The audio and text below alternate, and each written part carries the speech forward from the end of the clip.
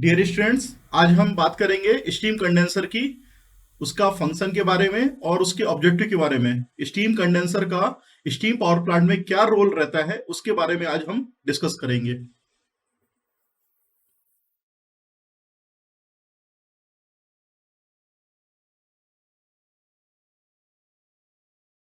तो steam condenser का जो बेसिकली फंक्शन होता है वो स्टीम को कंडेंस करने का रहता है, जैसा कि उसका नाम है कंडेंसिंग ऑफ स्टीम।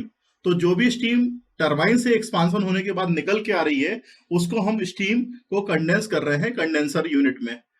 तो स्टीम कंडेंसर एक प्रकार से हीट एक्सचेंजर होता है जिसमें कि हीट एक्सचेंज होती है। तो जब टरबाइन से स्टीम एक्सपांड होती है तो वहां पे कंडेंस करने के लिए हम उसे स्टीम कंडेंसर यूनिट में भेजते हैं। तो स्टीम के अंदर बहुत ज्यादा हीट रहती है और कंडेंसर के अंदर वाटर सर्कुलेट होता है। तो स्टीम के द्वारा जो हीट है वो लूज की आती है और वही दूसरी तरफ जो कंडेंसर से पानी आ रहा है उससे द्वारा वहां पे ठंडा पानी जो सप्लाई हो रहा है उसके द्वारा दोनों के बीच में हीट एक्सचेंज होता है। तो यहाँ पे एक लो प्रेशर मेंटेन होता है जिसे कि हम वैक्यूम प्रेशर बोलते हैं, जो कि एग्जॉस्ट ऑफ स्टीम टरबाइन में होता है।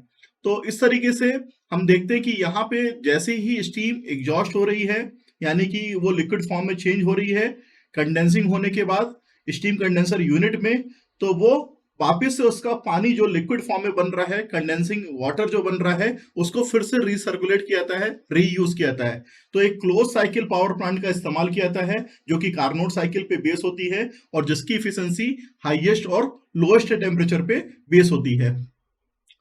तो इफिशिएंसी कार्नोट साइकिल की, जैसा कि हमें पता है कि इसको इंक्रीज करने के लिए हमारा जो सोर्स बॉडी टेम्परेचर है उसको हमें बढ़ाना पड़ता है और जो सिंक बॉडी टेम्परेचर है उसे हमें कम करना पड़ता है। तो सोर्स बॉडी टेम्परेचर, जिसे कि हम T1 के नाम से शो कर रहे हैं, और सिंक बॉडी टेम्परेचर जिसे कि हम T2 से शो कर रहे हैं। तो जितना ज्यादा सोर्स बॉडी टेम्परेचर बढ़ेगा उतनी थर्मल इफिशिएंसी कार्नोट की बढ़ेगी, और जितना ज्यादा टेम्परेचर उसका डाउन होगा सिंक बॉडी का उतनी थर्मल इफिशिएंसी बढ़ेगी। क्योंकि जो थर्मल इफिशिएंसी कार्नोट साइकिल की होती है 1 - ऑफ टी मिनिमम, यानी कि lowest temperature upon maximum temperature यानी कि हाईएस्ट टेम्परेचर। तो इसको इस तरीके से भी लिख सकते हैं, लोएस्ट टेम्परेचर अपॉन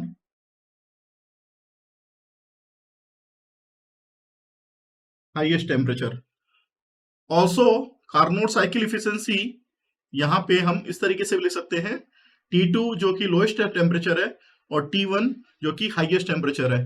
तो T2 टेम्परेचर को हमें कम करना रहता है और T1 टेम्परेचर को हमें बढ़ाना रहता है, तो कार्नोट साइकिल की एफिशिएंसी हमारी इंक्रीज हो जाती है, ऐसा हम मानते हैं।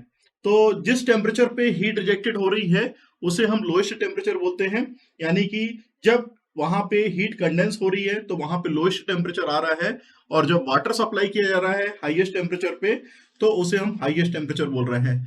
तो कंडेंस होने के बाद स्टीम का टेम्परेचर जो लिक्विड फॉर्म में रहती है उसका टेम्परेचर काफी ज्यादा हाई हो जाता है।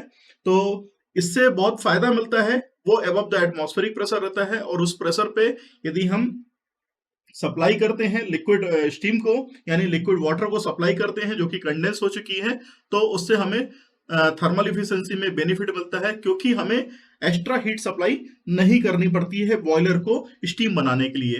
तो बेसिकली स्टीम कंडेंसर के दो ऑब्जेक्टिव होते हैं। पहला ऑब्जेक्टिव होता है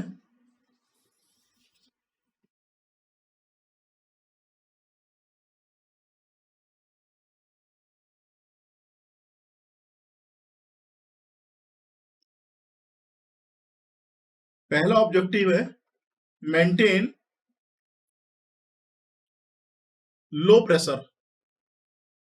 ये हमें ध्यान रखना रहता है कि जब भी स्टीम टरबाइन से निकल के आती है एक्सपांसन होने के बाद, तो जितने कम से कम प्रेशर पे हम स्टीम को कंडेंस करेंगे, यानी कि उसको एक्सपांड करने के बाद उसको लिक्विड फॉर्म में ज्यादा से ज्यादा लेके आएंगे, उतना ज्यादा प्रेशर वैक्यूम प्रेशर कहलाएगा, और ये वैक्यूम प्रेशर हमारे ओवरऑल प्लांट एफिशिएंसी को बढ़ाने के लिए हेल्पफुल होता है। तो सबसे पहला जो ऑब्जेक्टिव है, maintain the low pressure at the steam condensation side.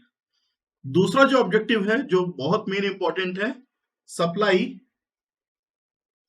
The boiler feed water at higher temperature